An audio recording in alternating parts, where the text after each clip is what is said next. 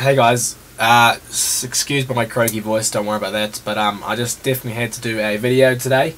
After the first day of my Strange Days remix being released, it went into the Beatport Electro House chart at number 86. So you guys have no idea how grateful I am that you've all supported me so well, and I'm a little shocked to see how quick it went into the top 100. But it's obviously totally amazing, and it just shows me that you're all willing to help me by buying my releases and so on. So I have no doubt in my mind that I will continue full steam ahead with all the tutorials, and it will always be free, of course. So again, thank you all so much for actually going out there, spending a couple of dollars, and making it happen. So thank you. So here's a tutorial. On this sound here. Okay, I've been tweaking with it for a while, and it's probably one of my absolute best sort of crunchy, Chris Lovely type sounding bass lines. This one here.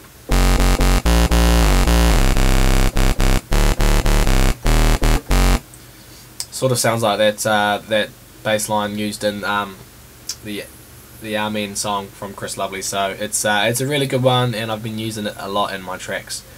And so I've done it in Sylenth because a lot of people have wanted me to do more tutorials in Sylenth, so I've listened and I've done one in Sylenth. So here we go. This is how you make it. This is already the patch, but obviously I'll have it zoomed in so you can sort of just copy it and I'll go through it. It just saves me from, if I make it from scratch, I often leave stuff out. So here we go. This is part A, right here. Okay, so first one, pull down the octave to -1. Bring the volume obviously back a little bit to that spot there.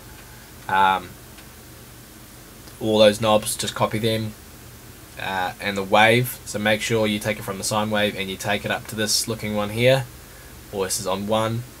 Oscillator 2, it's almost the same. Bring the octave down, choose that wave.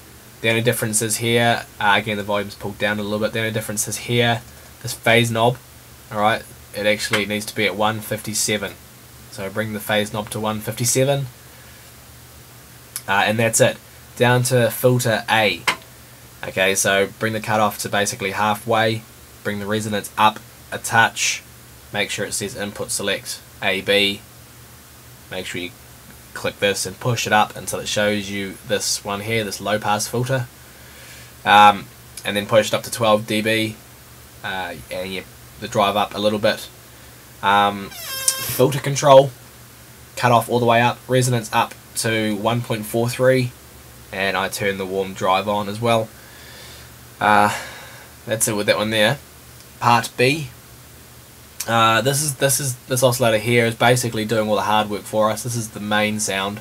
It's a square wave, so you pull it down 2 octaves. Yeah, like I say, it's a square wave. The volume is right the way up. Make sure you put the voices onto 1.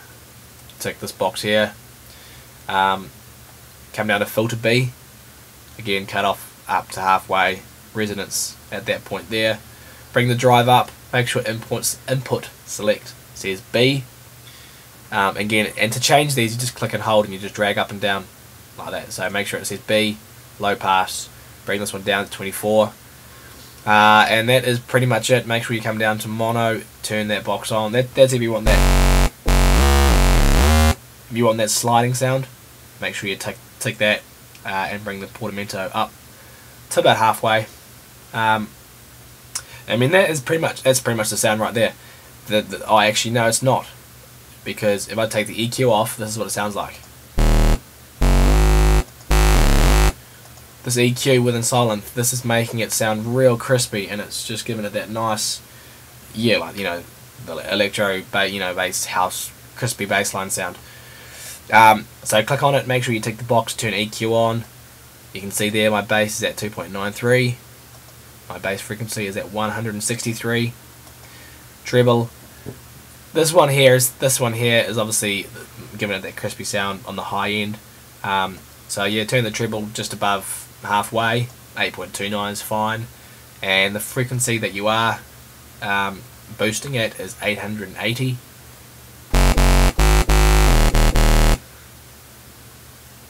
And that is pretty much it. Now sometimes this is my sort of my default sound, but sometimes I will go into this Oscillator B2 here, and I will either do one or two things sometimes, depending what sound I'm after or what mood I'm in.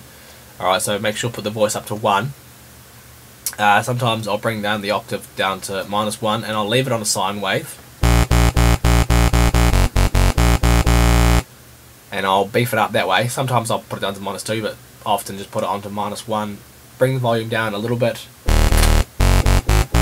Again, I can't hear the sub because I'm not using my monitors for this. It's just coming out of my computer speakers. But I'm pretty sure that's how I do it. -1, sine wave, volume down a little bit. Or sometimes I'll push this all the way up.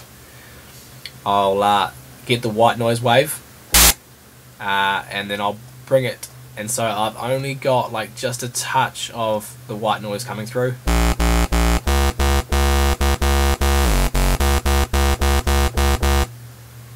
And that also just gives the sound like a bit more bite, and it just makes it sound a bit edgier. So I'll do one of two things to make the sound a little bit different with the white noise or a sub. But that's pretty much it.